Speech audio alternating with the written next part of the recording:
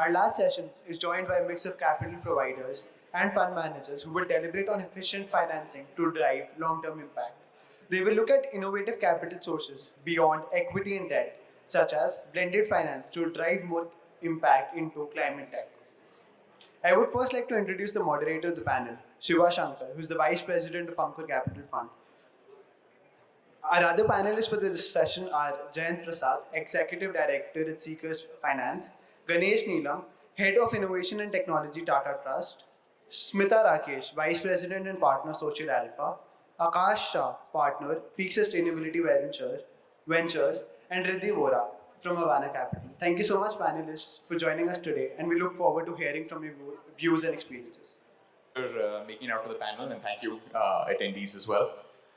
For me, this is actually one of the most exciting panels to be moderating because we don't just have one type of capital source represented here. We have a mix of capital source providers, right from Social Alpha, Tata Trust, that are actually representing what can happen from the incubation stage and what can happen from the grant and program stage, equity investors, and also CKers is doing a lot of innovative work from a debt perspective as well. So yeah, I think there's going to be lots of takeaways. I'm going to open up somewhere in the middle of the panel as well, just so that the rest of you can also get your questions in because I'm sure there's enough aspects of how capital can be provided to startups that are in this room that we can talk through as well.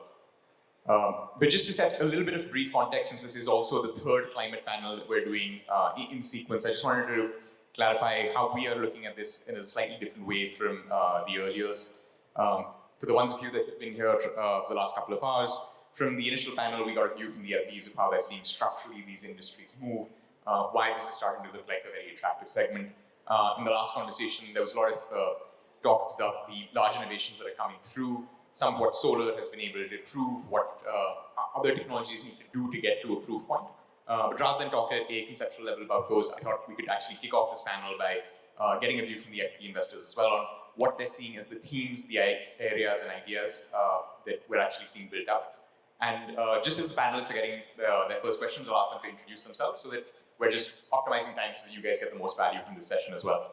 So just from an overview perspective, Aakash, I'd love to start with you and just hear from you. As a fund that's been focusing on climate for the last 3 odd years, you guys have been looking at the segment, not just from software solutions, but also hardware or a bunch of deep tech solutions. So we'd love to get your view of the landscape as it stands for climate tech overall, and how that looks from a VC perspective, and then we just can build from there. Yeah, sure, thanks. And yeah, just by way of background, so I'm a partner at Peak.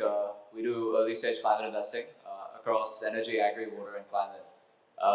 I think you're exactly right. Look, it's not just like, okay, software can solve the situation.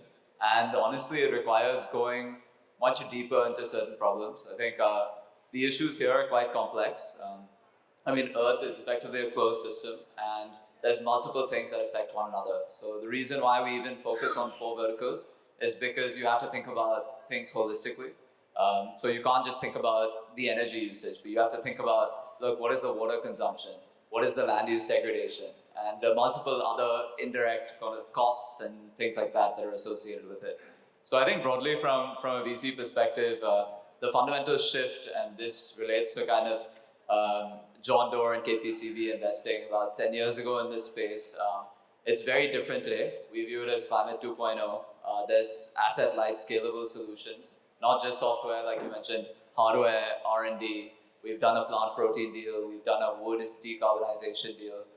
Very interesting plays outside of sort of data, but those are also interesting too. So I think the context today for VC, I mean, there's VC backable, asset-light, scalable businesses, but across the climate spectrum. And so we're looking at plastics. We're looking at alternatives to certain like different materials that are highly carbon emitting, like steel and cement industry. Agri from the perspective of regenerative agriculture, things like that. So so it's broadened quite a bit. I think it's definitely not just clean tech and solar, things like that. There's a lot more going on, and it requires going very deep into certain sectors. Green hydrogen, battery technology, things like that. So yeah, I guess that's a quick brief on how we view it. And just as you're looking at sectors, Aakash, is it that energy is a vertical, water, and can you just sort of walk us through the verticals as you guys see it from Peak's perspective, the ones that are most interesting for you? Yeah, four verticals: new energy, agriculture, water, and climate. Within those, I mean, there's so many opportunities. Within energy, for instance, we think about long duration grid storage. We think about waste to energy, mobility. Within agri, it's plant protein, regenerative agriculture, topsoil protection. Within water, it's water purification. We've done an industrial wastewater purification company called Indra Water. And then within climate, it's kind of like a catch-all. We look at plastics, biodiversity, air pollution, alternative materials. So I guess, yeah, that's sectors and subsectors. Sure, great. So just to build on that, Aakash, since we have your view, Riddhi, just wanted to also understand from you, you guys have also invested in climate for the last couple of cycles with the fund and now with Avaana also focusing on a range of these. How are you looking at the challenges that you're seeing for the early stage ecosystem as you're looking at coming into these companies and saying there are aspects of these models that fundamentally need to be resolved or de-risked as they're actually looking to scale? So as you're looking at any other segments or if there is something to add to what Aakash said, would love to get your thoughts on those and how the de-risking process goes as an early stage investor. Great. So I just want to start by saying a big thank you to the IIC team for, I think, a wonderful event, given that's kind of the last panel of the day, I suppose. And thank you to everyone who's kind of stuck around to hear us talk about climate, something that I think all of us are very passionate about. So at Avaana, so I'm an investment analyst, I'm an investment associate at Avaana Capital, and we look at climate through the lens of three kind of issues. So we look at climate as a summation of mitigation, adaptation, and resilience. Mitigation, of course, is everything on decarbonizing and carbon and energy, but I think especially in the Indian context, adaptation and resilience is equally important as mitigation. So while the global north kind of has the luxury of looking at only carbon, India and most of the developing world has to also look at adaptation and resilience. We have to balance people, profit, and planet as we go through our journey and our road to net zero. So that's kind of what our theory of change is at Avaana. In terms of sectors, I think very similar to, of course, what Aakash said, given that we're both looking at climate. So I'll just break it down just to be comprehensive. So we look at energy transition and resources. So energy is, of course, renewable energy, green energy, and then resources includes land, air, water, and waste.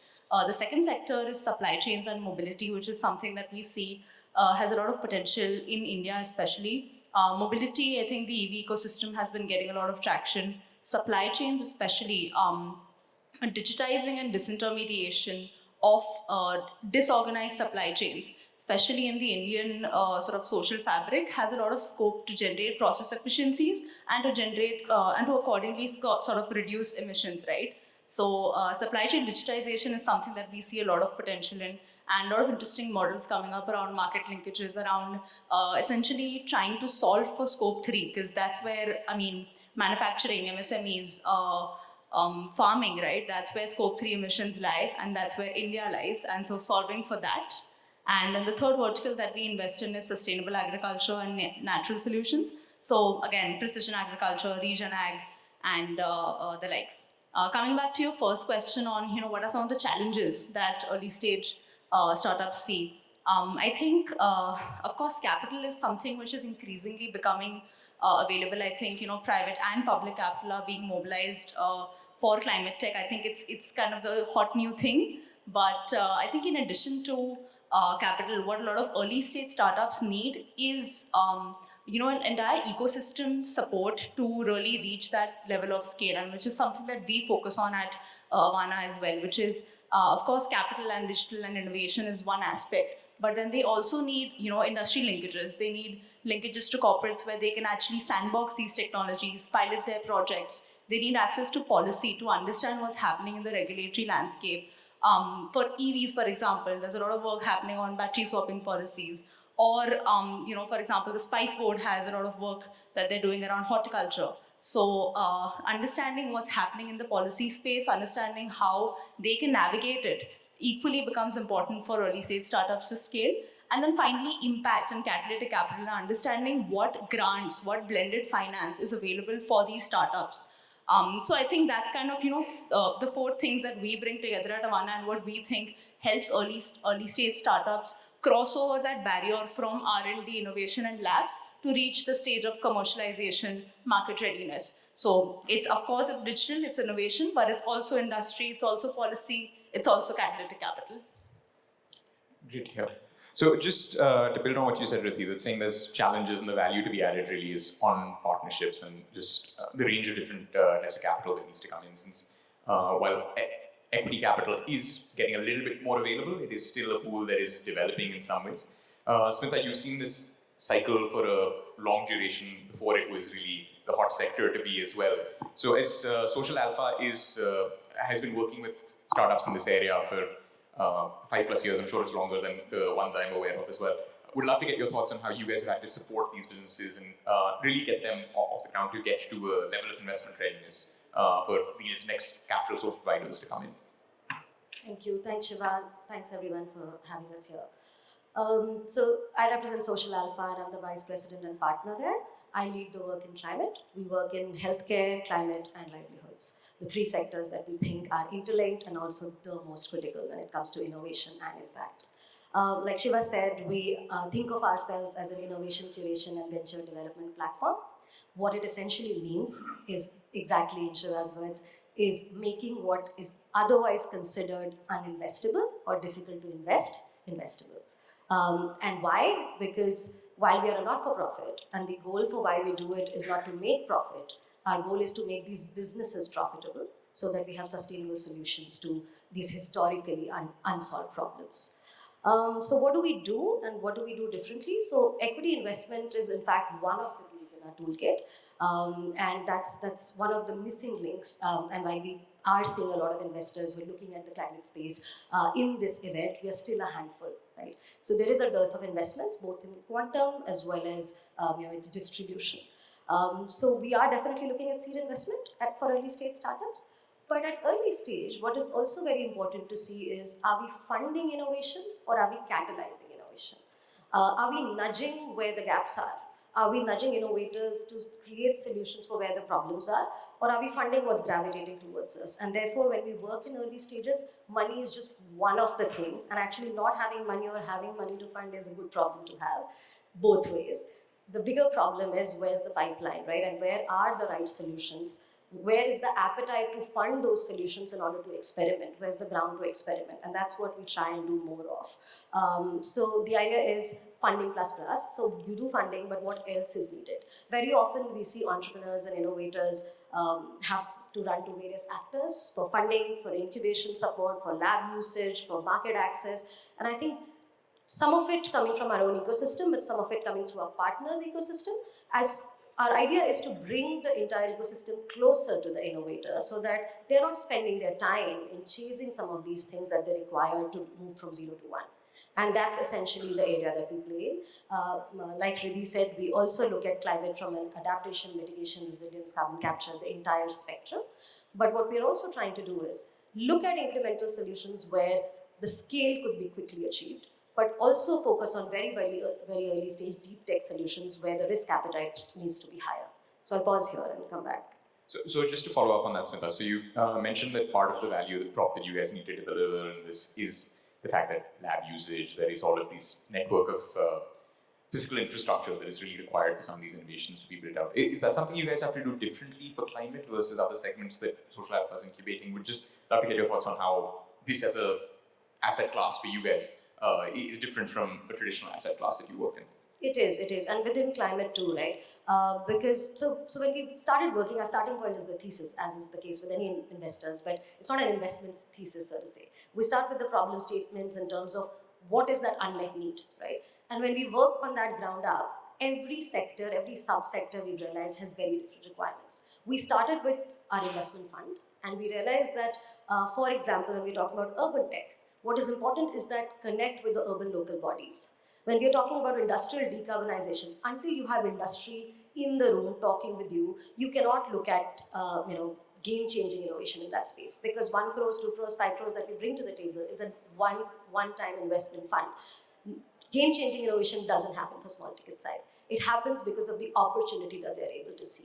So getting the stakeholders together, whether it is the community or the industry or whoever, the urban local bodies, the municipalities, whoever is going to be providing the market onto the same table right from the start, so that we are catalyzing the right innovation, we're giving feedback early on, and we're looking at scale from the start, not just from the point of replication, but actually scaling up in a contextualized manner.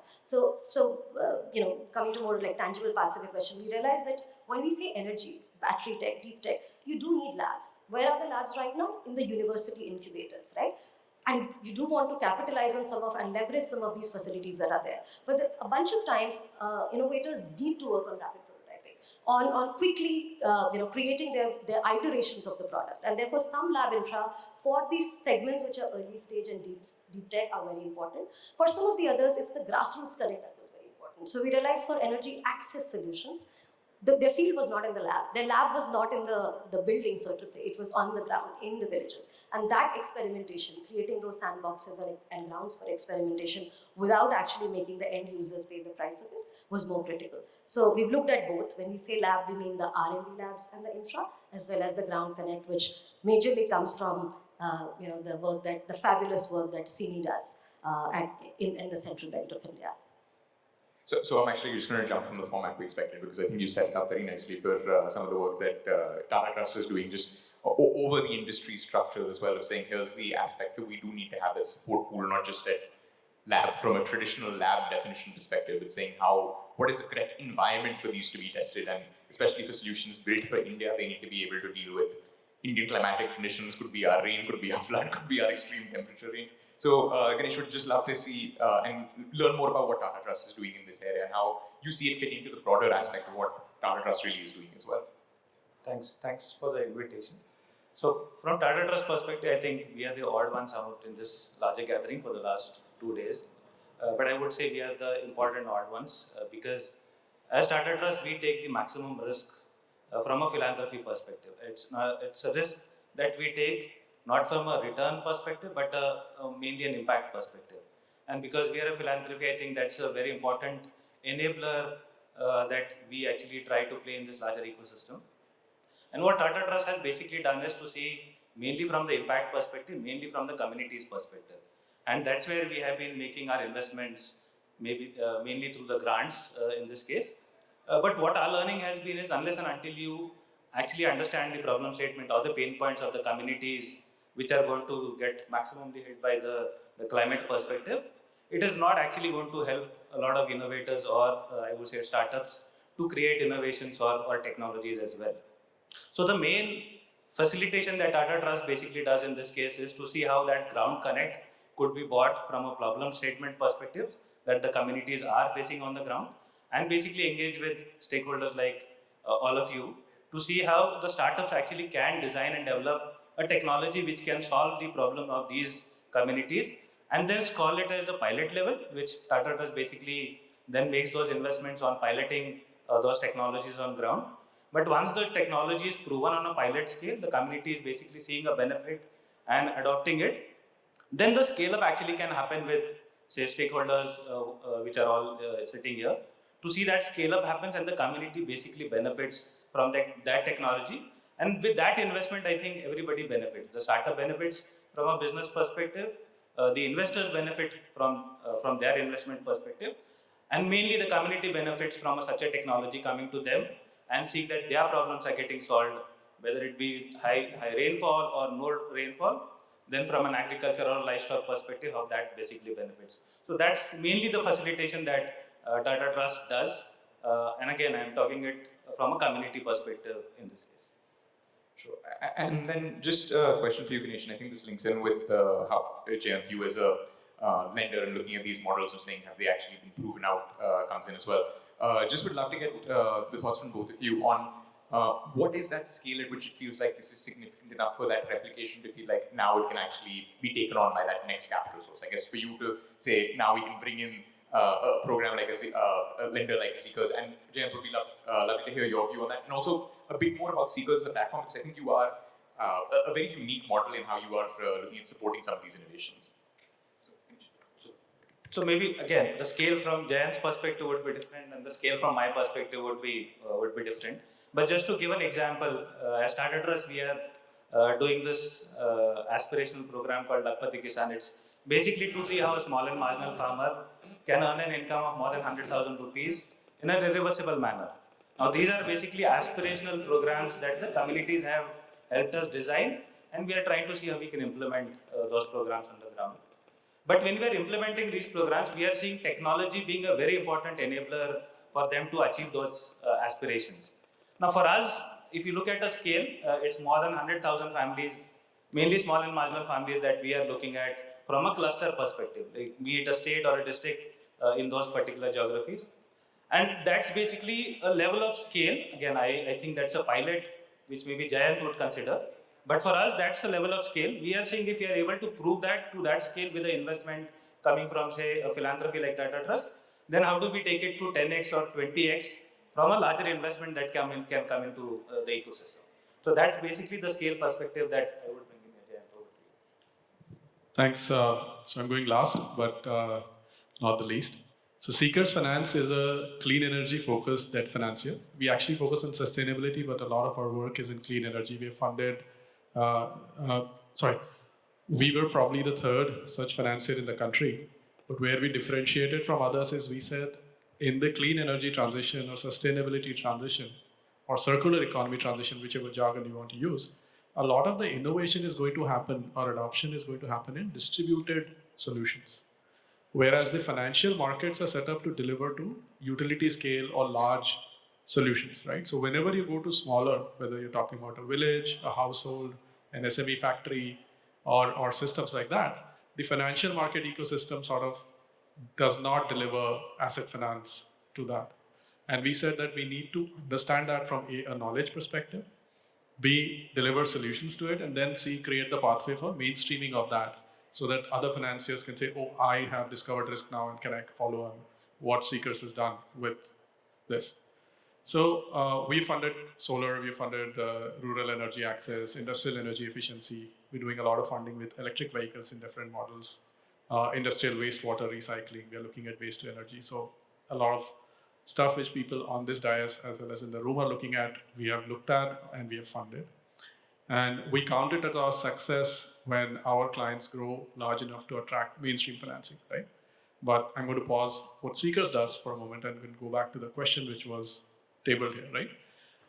What we see is a market-wide confusion. It's a natural one. It's not that it's a new one about what is debt risk and what is equity risk. So debt risk is not that if everything comes off, you get paid back at the standard coupon you prescribed. And if things don't come off, you're holding the bag, right? That's not what debt risk is about. So what does that mean in the context of companies involved in the climate change transition on circular economy? It means that if they're creating a new business model, they need to demonstrate that the business model works on ground, not on a PPT slide, not in one house or one village, right? They need to demonstrate it at scale. If that's provable on, say, 5 factories or 2 factories, we count that in. If that needs to be deployed across 3 districts or 4 states, then that needs to be there. Otherwise, you have mixed data. And based on that, you cannot conclude whether this debt will be paid back, right? So we have had situations where we have entered in as little as $100,000, actually even lower than that, but as little as $100,000 for companies which are in the first year of existence. And we have had situations in which we have turned away companies even when they're asking for millions. And they have supposedly got scale because we don't think that their debt model or their business model is convergent. Similarly, when we go to technology, again, if you're in the lab, if you're on the prototype stage, if you're in the field, or are you at production grade? Now, my benchmark, which I use and I mentioned a couple of times today to people in the room, in this forum, is that if it is a globally relevant, mature technology, there should be at least 1,000 installations worldwide. If it is an experimental technology with 100 installations globally, still we can consider for adoption in India. If there is one in the lab and one in the field, then the technology maturity may not be there, right? At that stage, if the investor is not getting seed money or not getting the Series A or not getting the philanthropic money, and they approach a debt investor and say, give me money, that becomes difficult, right? So a lot of our underwriting is around shaping or screening people to understand, do they have a pathway for commercializing technology if they're technology innovators?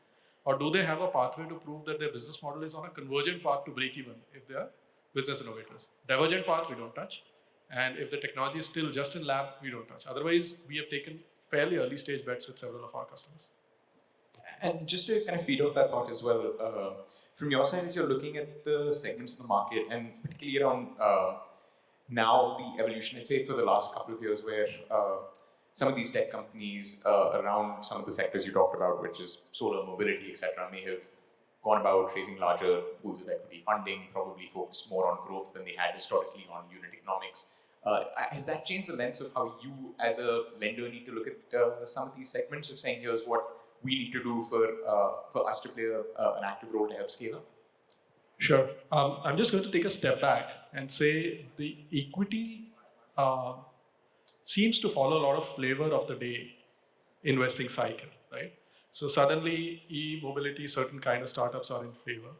And let's say if I have a startup in doing something on which is connected to e-mobility but not exactly the flavor, they don't even get money to prove their technology, right?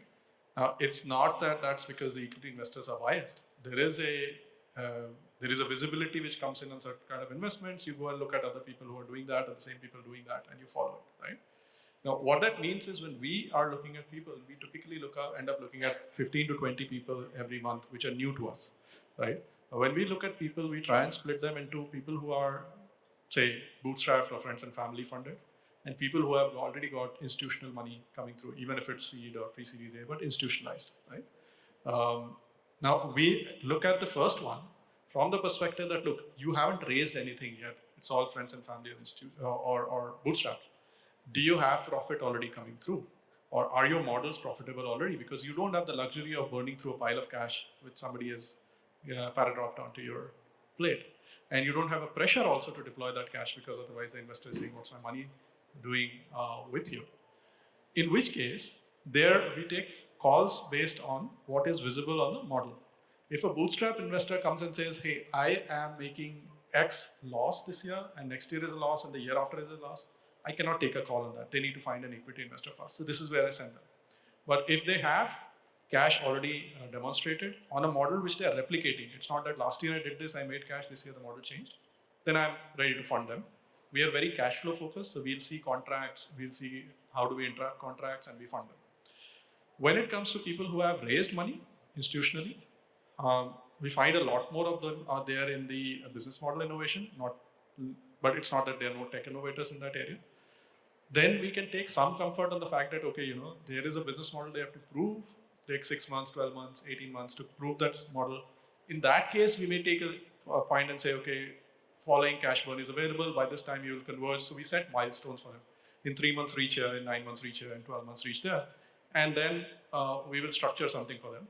Even in that case, we will not do the standard, we don't do a structure where we typically say, your equity runs out in 18 months, I'll give you 9 months money. For us, that is not the product we want to do. We want to say, if your contract deserves 3 years money, I'll give you 3 years money. If your asset deserves 9-year money, it has to get 9-year money, not from me, from someone else. Because otherwise, you're looking at a refinance risk coming after that point of time, or you're actually getting paid out of equity, right? So the segregation happens in the first meeting itself for us, and we do a quick screening internally, and then we go into solutioning or structuring. Once the solution is aligned, then we go into diligence. So it's kind of inverse of how a lot of other investors look at this, because of the nature of businesses, the diverse nature of businesses coming to us. So I think it was great to get the input from all of you. Before I dive through the other questions I have, just want to check if there was questions from the audience, and specifically in case you have questions for any specific panelists. Would love to take those, otherwise I'll just go down. Okay, so I'm going to go through my questions if there's questions. If there's others, please if we can just have one person just flagging. Then.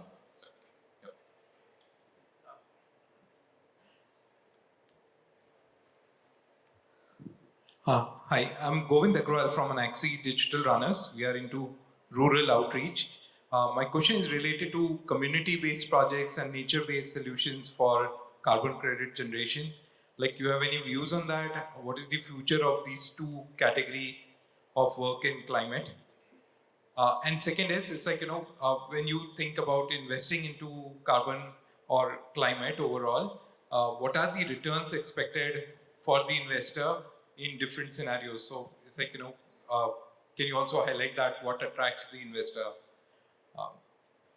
Both questions, please.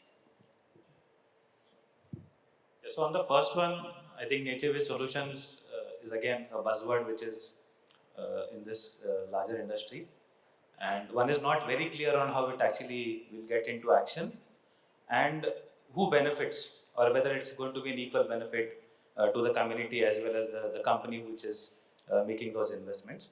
So I would say it's early to talk from a nature-based solutions perspective. But from the first point, in terms of the community based programs, I think there is a lot of value to design and execute programs which are community focused, and how do stakeholders then join hands to execute that program with the community, because that's where the sustainability, the aspects of adaptation, mitigation and resilience will actually get built up at the community level. You are in a way empowering them, or you are building those capabilities to see that it goes from a long-term perspective. And that's where I say, how do we ensure that we build programs mainly from a community perspective? So that's broadly a response to the first one. Yeah, no, thanks. I think a lot of talk on carbon credits, carbon offsets. So just the difference between the two. I mean, I think, and we're putting out a thought piece that I invite everyone to check out soon on carbon offsets, because in fact, for us, in some regard, it's like a step back. We were moving towards a more socially and environmentally conscious place, but offsets to a certain extent is saying that you can pay to do whatever you want effectively. And large corporations can now offset by investing in other projects. And so from that perspective, we do have some views there. As it pertains to the carbon credits market, I mean, like everything in life, it's driven by incentives, right? And we think it's a great new thing, because if you incentivize certain behavior, if you can earn carbon credits for planting trees or doing sort of regeneration work in soil or anything like that, then it creates sort of a monetary incentive as well as a larger incentive for people to do it. So the carbon credits market is actually quite complex in terms of how credits are traded and who the players are. There's long-term contracts involved and things like that. But broadly, it's a very good kind of step in the right direction. There's a couple of large verifiers of carbon credits. I think one of the things we're seeing quite a bit is we've seen many startups say, okay, and I'll do carbon credits for a certain part of my business. It's not as simple as that. And in fact, especially if it's a new methodology, it requires verification. It requires doing a lot of internal processes to verify that, look, this is actually beneficial and offsetting certain carbon. So, I mean, net, it's a very good initiative, and as sort of the market develops, it'll definitely become something where we envision most companies to be attracting certain carbon credits and more regulators in the space as well. Just wanted to add very quickly on what Ganesh and Aakash said. I think the future will be in bundling when we're talking community solutions, right? Because the scale that you need, if we don't look at bundling of various solutions, it's not going to be profitable and feasible, like we highlighted. The process requires a bunch of solutions to come together and look at collective impact. Yeah, I just wanted to add again to what everyone else has said. I think offsets and credits for that matter, as long as you can prove additionality, I think that's where it makes a difference, right? Additionality is what really matters when we talk about the whole credits and offsets ecosystem. And I think you had one more question on, what are the kind of returns that, and I think this is actually the best panel to sort of discuss this, because there are different kinds of capital available, and each kind of capital serves a different purpose and has a different expectation attached to it.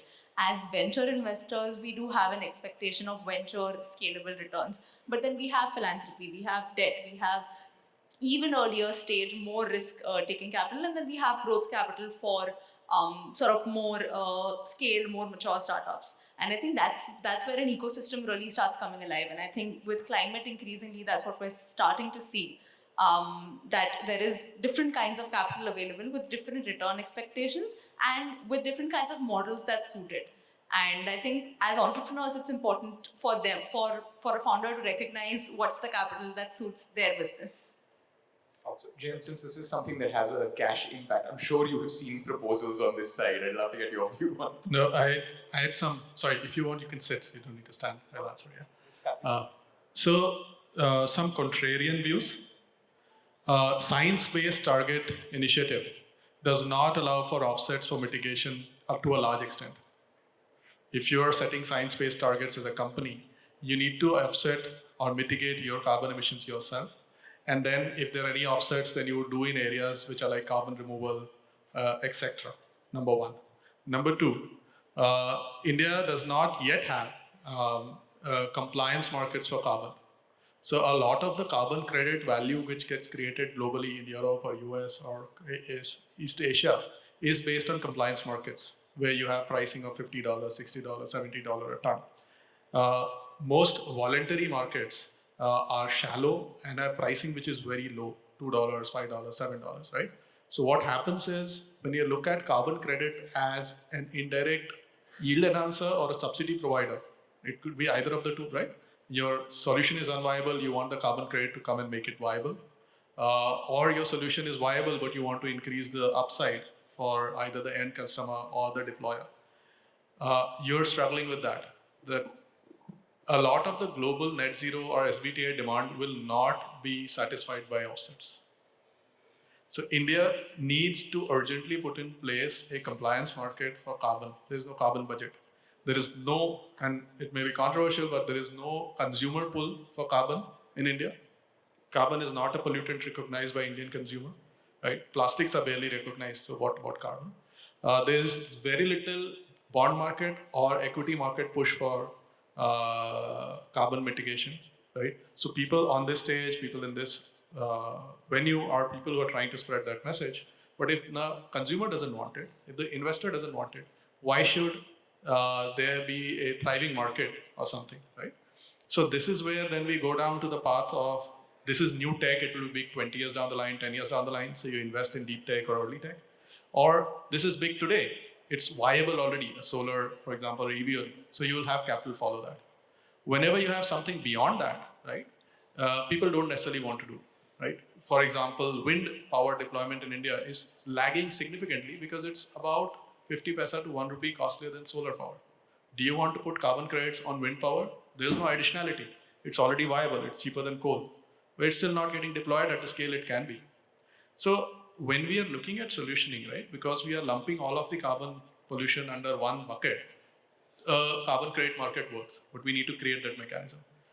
What we have seen in terms of color of capital and taking from Riddhi's point is we've seen some private initiatives, outcome-based contracts, service contracts or outcome-based things, which may use the carbon credit standards for verification or may have their own MNV, where if you achieve a certain outcome, you get a certain payoff, right? At this stage, except for limited areas like cookstoves, I've yet to see examples of where it was substantially able to lower the cost of adoption of the technology, which is not yet mainstream. So in cookstoves, do you find that scalable? Like, I want to make sure we circle back and then have questions from the other audience members as well. But just to add, and I want to use this as a transition point to get some of the feedback from the other investors as well. One of the segments that has come through from a carbon perspective is saying agriculture inherently has a low carbon footprint and points there's parts of these steps that are negative as well, and can we productize that? Just as investors ourselves, we looked at saying those and said, from an Ankur perspective, the incrementality of that, you may be able to get value from it in the short term today, but since there isn't much incrementality that can be sustained to that from a regulatory aspect long term, it's not something that feels like a long term sustainable model to be building out. As you guys are looking at both Avaana and Peak, at business models of saying, here are segments of the market that feel mature. We've talked of the sectors themselves right now. We would love to get your views on why this now feels like a tipping point by which early stage equity investment feels more viable than it has for really all the years that Social Alpha and the other organizations have been incubating these organizations. Yeah, definitely. I mean, I think we all know that it's become a huge topic. I mean, part of the thesis for starting the fund was that we want to put India on the global map for sustainability. there's many funds in Europe and the US and even some in Singapore that focus on this strategy. But India has yet to build that. But I mean, it is a tipping point, 100%. From our past portfolio, we've seen a lot of global investors come in. We were early investors in Ion Energy. Amazon Climate Fund did their first investment outside of the US and into that company. They sold part of their division to Endurance Technology. Wari, we were early, now they're doing an IPO. Our other company, Drinkwell, TPG Rise, has come in. And I think this all points to the fact that, look, there's global capital with a lot of eyes on this space, and they're looking to come into India. And from that perspective, it's certainly a tipping point. I mean, from a global perspective too, look, you can't ignore the macros. I mean, the reason why it's a tipping point is because we may physically be reaching tipping points from an Earth perspective and hitting planetary boundaries. We don't know what will happen once we tip over or once these planetary boundaries are hit.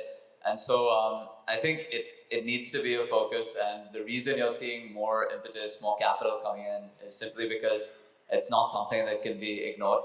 The good part from, I guess, a VC perspective is that there were pockets sort of that were looking at this space, but now it's become much more mature. In the past 14 months, we've seen about 1,800 deals, mainly in India. And so I mean, all of it points to, from an entrepreneurial activity, from more funds like Avaana and Social Alpha at the earlier stage, I think it's signs of like a maturing industry. You have incubators, you have like catalyzers of capital. We typically do A, and so 1 to 100, not 0 to 1, and try to catalyze the impact. So I think it is certainly a tipping point, and it's good to see that more and more people are looking at it. Yeah.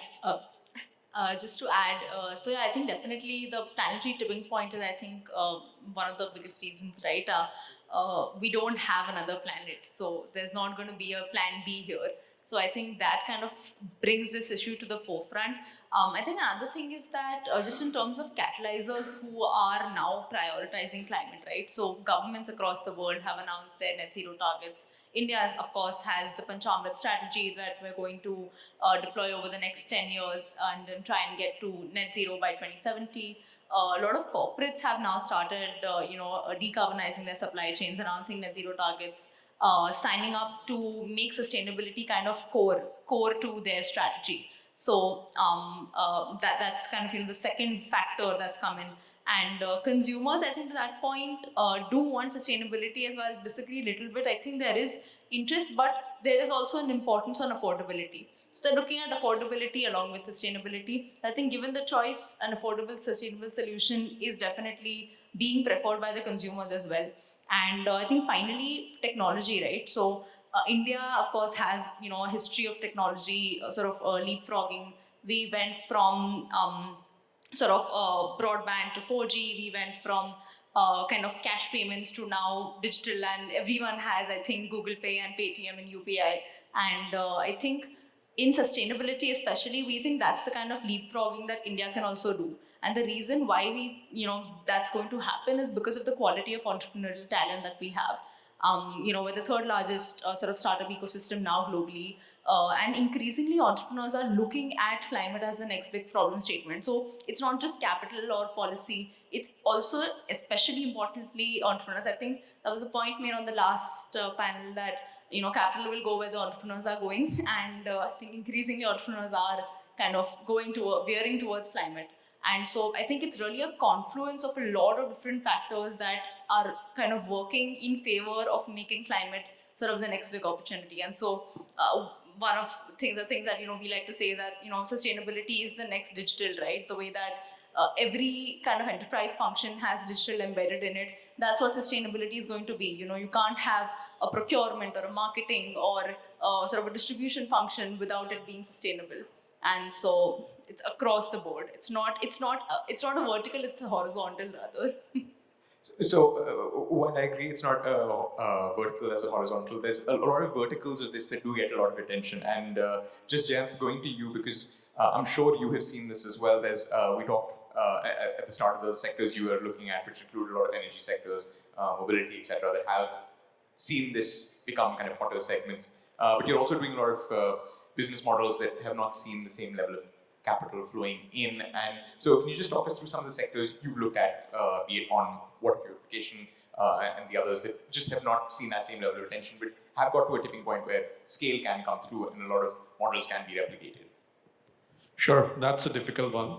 And I'm sure that's what Riddhi and Aakash also are dealing with, and Smita are dealing with. When you're looking at a segment where there's investor interest, you're able to get initial money, you get seed, you get Series A, you get Series B, C, D. In fact, there is very difficult, it's a lot of difficulty for investors at the interim stage to figure out how to make money because the next guy is already in the door, right? When you're looking at other sectors, what happens is there is people create technology, but they may get stalled for putting enough proof points on the road. They may put proof points, but then they need capital to scale up, right? Now, theory apart, if I take practical example, let me take industrial wastewater recycling as an example of something which is not energy. There is a water crisis which is significantly high in India. There is a huge conflict around water between urban residential consumption and industry, right? There are policies existing about not drawing groundwater in water distressed areas, about cleaning the water you're doing. And we are seeing state bodies do work around pushing people that, reuse your water, do not discharge effluent, dry it and remove it out, right? When we look at that, what we find is that from an industry perspective, right, if they have to adopt new technology, they don't want to take the technology risk. The existing technology is either wasteful in energy or chemicals, or increases their production costs to a level they may not be comfortable with. The capex cost may be low, but the opex costs are high. Now, suddenly you say, okay, I have projects, I want to finance them off balance sheets. If solar projects are getting financed, why not wastewater recycling projects on a PPA model or equivalent of PPA model? What you find there is below a certain value, the project finance market doesn't exist. Now, this is a classic example of market which could potentially be $1 billion in the next 5 years, but the project sizes are not something which get financed off balance sheet as in SPV structures. So they either get funded by large companies and their own balance sheet because their normal capex covers that, or they don't get done, in which case you have a deferral of when the treatment and the reuse of water happens. So we have looked at several companies in this area. We funded a project earlier this year for recovery of water, and we know that there are technologies globally available which they want to bring to India for reducing energy and chemical cost of drying this water. And that can significantly change how a lot of process industries in terms of groundwater use or in terms of effluent discharge, but it's stuck. So that's just one sector. I mean, I'm sure you've looked at waste to energy or you've looked at waste to recycling. The difference we have to draw is where technology is getting proven or where business models are getting proven, there that has to still get established. But where it is a clear no-brainer, you clearly see the maths. There it's stuck because you're having a delivery gap in the finance market. And Smita, Ganesh, similar question to you. As you guys are looking across the sectors that you funded, supported, there's a range of these that I'm sure have seen the equity funding come through, and some of the sectors that we kind of called out earlier as well, of saying, right from materials, I'd say wash, these are segments that haven't really seen the same level of capital. So as you're looking at big problems that you guys are investing in, what are some of those that just haven't seen other funding sources really come through yet? No, agreed. And I think it'll connect with something that Jayant said earlier, that equity investors behave in waves, right? There are favorites and there are single flavor of the day, so to say. And I think, it's unfortunate, but what's proven will get more investment. And again, proven again means one startup failing, the entire sector doesn't get attention. It becomes the failure of that category and not that individual enterprise to a large extent, right? And that is one of the problems. The challenge is, and I'm going to be slightly provocative here because we are on an impact investment platform, let me be honest, collectively we don't understand impact, right? Because in social sector, historically, outreach numbers have meant impact. How many people reached has been impact, right? Now we're doing the same thing with climate. What we're saying is, does this have a climate impact? Invest, right? What is its contribution? What is the magnitude of impact? Which innovation or which startup, which category is solving a problem that has a closer threshold, right? Or a bigger magnitude. I don't think we're factoring that in the investment decision making as a sector. So if we call ourselves impact investors, or if we say that we're working in the impact space and have any money to deploy from seed to scale up stage, I think it's the responsibility to one, look at the magnitude of impact, right? And understand impact in the truest of sense, one. Second, whatever money we deploy is also, it's not just money, it's also a message to future innovators in terms of what is it that the funding landscape is looking at, what exactly will get received and what won't get received. And somewhere we are influencing it all. So just being mindful of that. Sectors, I think, Jayant has listed many of them, but also again saying, when we say plastics, the biomaterial side of it, right? Wherever there's deep tech, you funded, battery storage startup, and how many battery storage early stage, high risk startups are we willing to look at? So deep tech primarily, the access side of things primarily, where we're talking about communities where the demand will take some time to crystallize and show the kind of ROIs we're talking about. And I think anything which has social complexities, right? So waste management, there's a problem because it intertwines with our social complexities of the challenges around communities and just the quality of life, right? And I think it's not that we don't understand it, we just take the easier route and we don't unpack it enough. Sorry, I don't think I'm the right person to answer that, because we actually, so the way again, as I was sharing, Tata Trust looks at is basically say Social Alpha, Avaana and the other players, if they have say looked at a startup and they're making investment based on all the processes that they have worked on, and the startup actually really has a very good technology to solve the problem statement on the ground, then I think the Tata Trust will take that to the next level with the community connect that it has, and how basically the community can actually get such a technology at their doorstep, and that's where we come in.